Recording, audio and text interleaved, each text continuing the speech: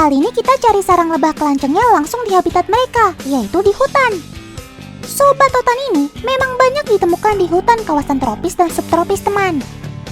Indonesia yang memiliki hutan hujan tropis menjadi rumah bagi lebih 29 spesies lebah kelanceng loh. Wih, banyak banget ya. Otan harus perhatikan dengan seksama nih. Mana ya?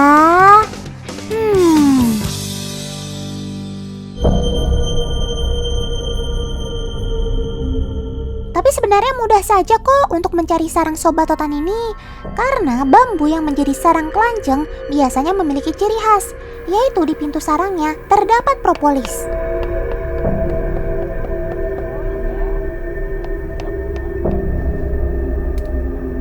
Kalau ada lebah yang keluar masuk seperti ini, berarti sarang masih aktif dihuni oleh kawanan lebah, teman. Oh iya, sarang lebah alami ini akan kita pindah ke tempat khusus untuk dibudidaya. Untuk membawanya ke tempat budidaya, kita harus potong bambunya nih. Lakukan dengan hati-hati ya. Jika tidak, lebah akan berterbangan keluar dari sarang.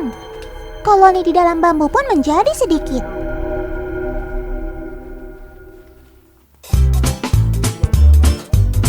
Sekarang kita siapkan terlebih dahulu wadah untuk rumah barunya kawanan lebah ini.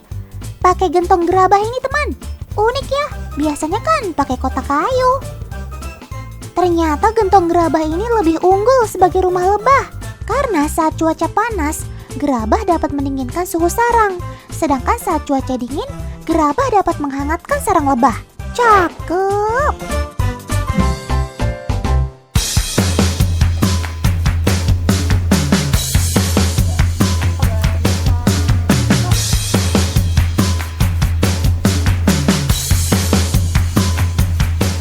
Lalu pindahkan pot-pot telur ini. Setelah itu, yang paling penting adalah pindahkan ratu lebahnya, teman. Kantong madu dan propolis jangan ketinggalan. Pindahkan juga ke sarang yang baru. Dalam proses pemindahan jangan terlalu lama dilakukan ya, teman. Lebah pekerja bisa kabur karena merasa kebingungan. Terakhir, oleskan propolis di lubang keluar masuk sarang agar para lebah mengenali kalau ini adalah rumah baru mereka. Akhirnya pindah rumah juga kamu ya, sob. Jangan lupa undang-undang Otan ke rumah baru kamu ya. Sekarang kita room tour yuk, alias lihat apa yang ada di dalam sarang lebah kelanjeng.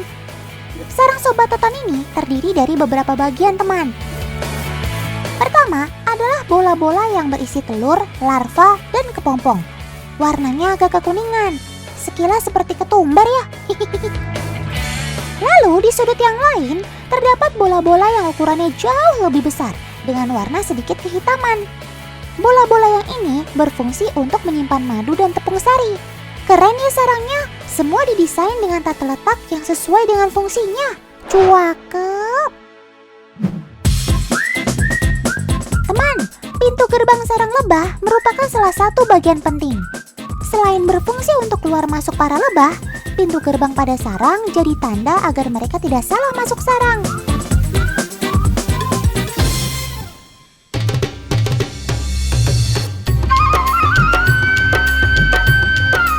Tumpah seair. Loh, ini kenapa Otan jadi nyanyi India sih? Habisnya Kak Debbie joget-joget ala India pakai pasmina pink segala.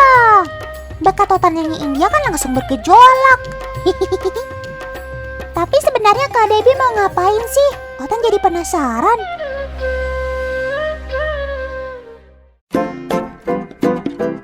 Loh, ternyata sudah ada paman yang menunggu di kotak sarang lebah nih. Bawa kain hitam lagi.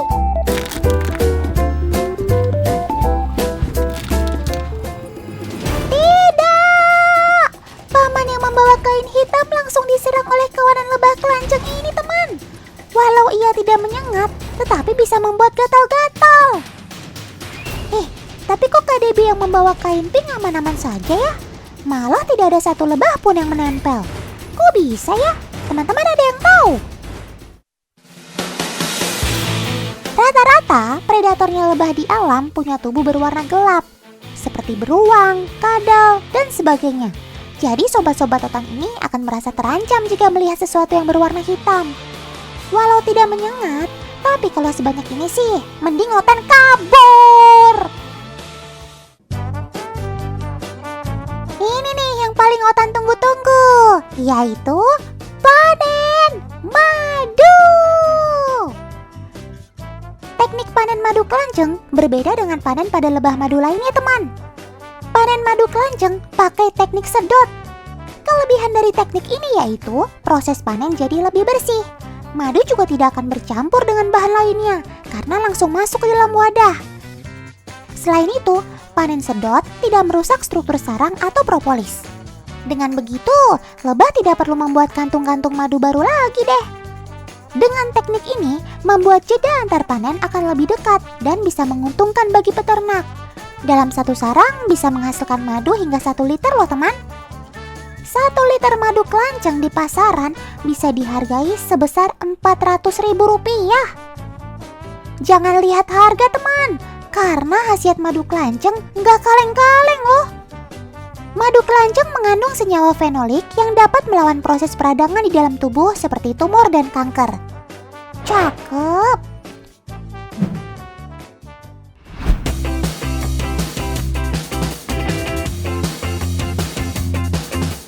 Asik!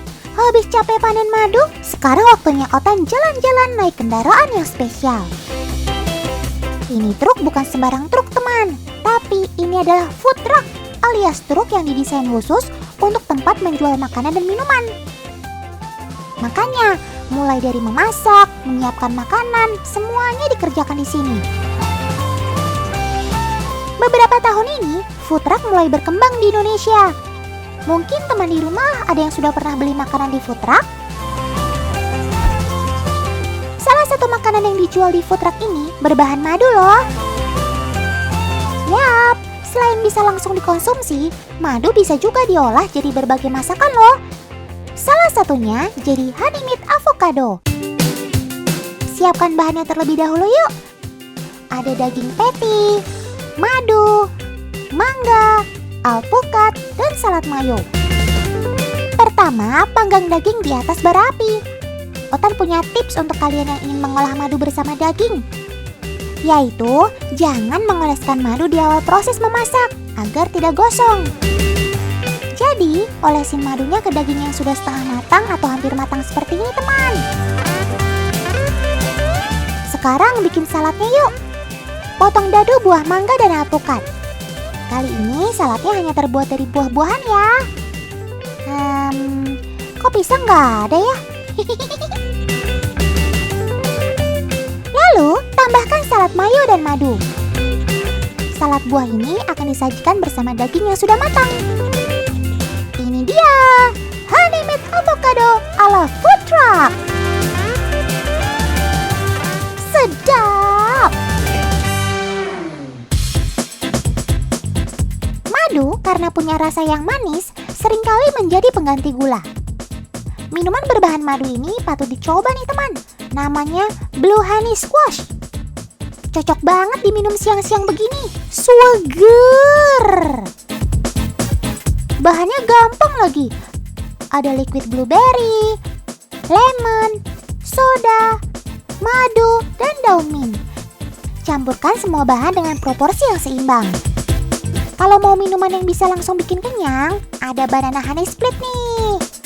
Bahan-bahannya ada es krim vanila, pisang, madu, sprinkle, crunch, wafer, dan chocorol. Campurkan semua bahan dan tambahkan topping madu di atas es krim. Silahkan dipilih, mau yang mana? Teman, mengkonsumsi madu secara rutin bisa mencerahkan kulit teman-teman loh. Karena di dalam madu terkandung antioksidan yang tinggi. Udah manis, enak, bikin kulit glow up lagi. Kermaks, keren maksimal. Wets, belum selesai. Masih ada satu olahan lagi yang berbahan madu. Pengabdi gorengan mana suaranya? Ada pisang goreng madu nih. Ada yang pernah makan belum? Cara buatnya mudah kok. Sama seperti bikin pisang goreng biasa. Cuma kalian gak perlu siapkan gula. Karena rasa manis pisangnya diperoleh dari madu ini. Beri madu secukupnya ya teman. Oh iya, tambahan madu terkadang bisa membuat warna makanan jadi kehitaman. Jadi jangan kaget, setelah digoreng, pisangnya jadi berwarna hitam ya. Oh iya, madu diolah jadi masakan boleh-boleh saja teman. Meski ketika dipanaskan, kandungan enzim pada madu yang berguna untuk pencernaan bakal jadi tidak aktif lagi. Makanya, untuk menghindari hilangnya kandungan enzim pada madu, kalian bisa memanfaatkan madu sebagai pelengkap sajian saja. Seperti jadi topping macam ini. Pisang goreng madu memang paling yahut dinikmati selagi hangat. Sedap!